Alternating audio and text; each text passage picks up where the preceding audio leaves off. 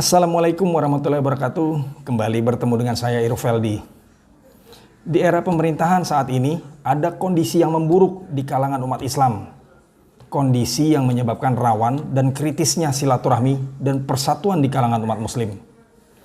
Tak bisa dipungkiri pada fakta bahwa umat Islam di Indonesia saat ini memang sedang mengalami keterbelahan. Ada seperti semacam gerakan tak resmi yang seakan sengaja menggiring melakukan pembelahan umat Islam ini. Terbelah menjadi dua kelompok besar, yaitu menjadi kelompok barisan Islam Nusantara dan satu lagi kelompok barisan Islam kearab-araban. Dan suka atau tidak suka, ini imbas dari terus memanasnya percaturan politik negeri ini, yang itu mempengaruhi seluruh sendi kehidupan sosial di masyarakat. Akhirnya, panasnya percaturan politik ini juga ikut menyeret-nyeret kehidupan sosial agama, khususnya di kalangan umat Islam. Kelompok Islam Nusantara adalah kelompok yang mengklaim diri Islam yang berpikiran moderat. Mereka berada di kubu pendukung pemerintah notabene.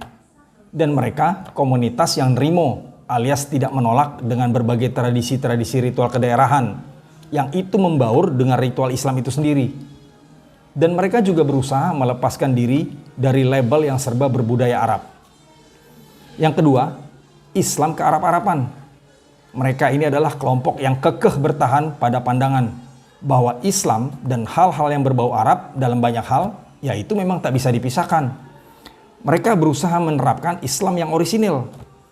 Dalam banyak hal pula, mereka acap kritis atau tak sepandangan dengan pemerintahan. Kebijakan-kebijakan pemerintahan yang kadang tidak mengakomodir hal yang berbau kearapan, itu acap menjadi percikan-percikan kecil pertentangan pendapat dengan kelompok ini. Sebelum kita melanjutkan ke pembahasan tema berikut ini, jangan lupa untuk like-nya dan klik tombol subscribe. Terima kasih. Lalu, di mana dan bagaimana posisi pemerintah selaku pemegang otoritas negeri dalam menyikapi fenomena ini? Menurut pandangan saya, pemerintah masih main halus dan main cantik menyikapi situasi ini. Kedua kelompok Islam ini tetap dirangkul sedemikian rupa oleh pemerintah. Kelompok yang Islam Nusantara dirangkul karena merupakan pendukung dan juga demi memperkokoh kedudukan pemerintah dalam komunitas Islam. Dan kelompok Islam yang kearab-araban dirangkul pemerintah agar demi meredam timbulnya gejolak-gejolak yang ada. Dan dalam hal ini pemerintah telah melakukan strategi politik yang benar. Dan itulah real and right politik. Yang pasti, mari kita berdoa aja dan berharap bahwa jangan pula pemerintah menjadi bagian dari rekayasa yang terlibat dalam keterbelahan umat ini. Hanya saja yang disayangkan, ada kelompok ketiga yang liar, yang bukan kelompok agama, tetapi berinisiatif menjejakkan dirinya di kubu pendukung pemerintah, yang mereka selalu menyerang kelompok Islam yang kearab-araban. Mereka ini terkesan sangat sentimen dengan kelompok Islam yang kearab-araban.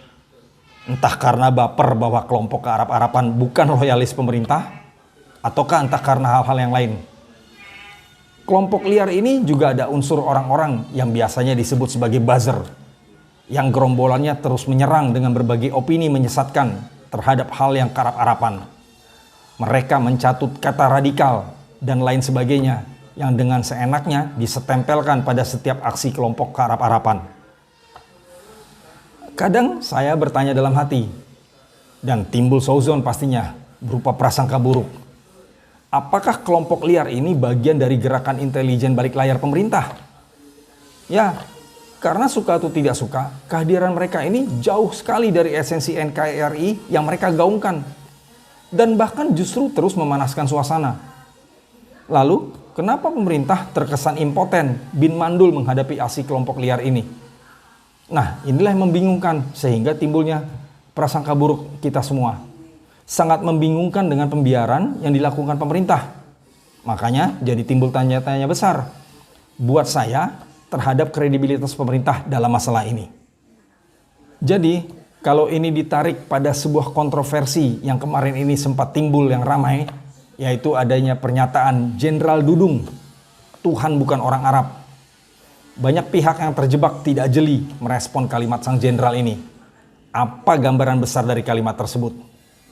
Menurut saya, bahwa kalimat itu bukan kalimat menyimpang biasa. tetapi itu adalah sebuah cermin yang memberikan gambaran besar dari situasi yang saat ini sedang terbangun. Bahwa sedang adanya perhatian khusus terhadap hal yang serba kearap-arapan di negeri ini.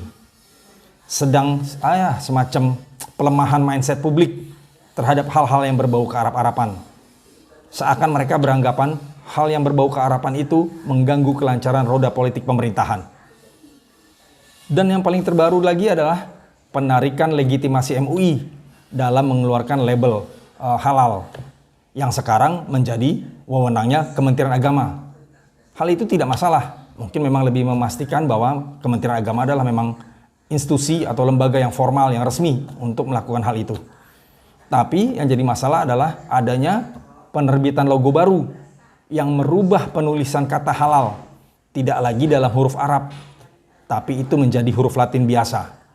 Nah, ini juga jadi pertanyaan tentang pelemahan kearap-arapan tadi. Pertanyaannya adalah, apakah sang jenderal dan juga sang menteri merupakan bagian dari gerakan yang memberi perhatian khusus itu? Ya, wallahu alam. Penerawangan saya mengatakan, setidaknya secara pribadi, sang menteri dan sang jenderal, mereka berdua mendukung gerakan menolak hal-hal yang serba kearap-arapan. Mereka menolak kearap-arapan ini dijadikan media untuk menentang pemerintah.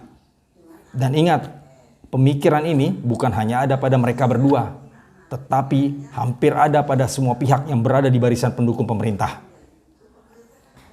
Oke, demikian kawan-kawan, sedikit pemaparan singkat dengan saya.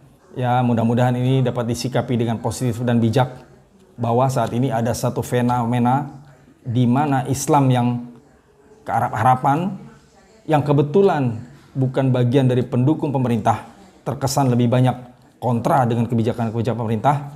Nah, ini sepertinya sedang dilemahkan. Apakah dilemahkan karena memang dia bukan pendukung pemerintah, ataukah memang barangkali pemerintah sedang merapihkan selama ini budaya kita yang serba kearap-arapan, ingin serba benar-benar nasionalisasi. Ya, pemerintah lah yang tahu, kita hanya bisa monitoring, tapi kita berharap jangan sampai Indonesia ini ada apa-apa, jangan sampai ada keterbelahan-keterbelahan yang makin meruncing, baik di sisi agama, suku, dan lain-lain. Oke, demikian kawan-kawan. Semoga dapat disikapi dengan positif dan bijak, dan semoga bermanfaat buat kita semua. Wassalamualaikum warahmatullahi wabarakatuh.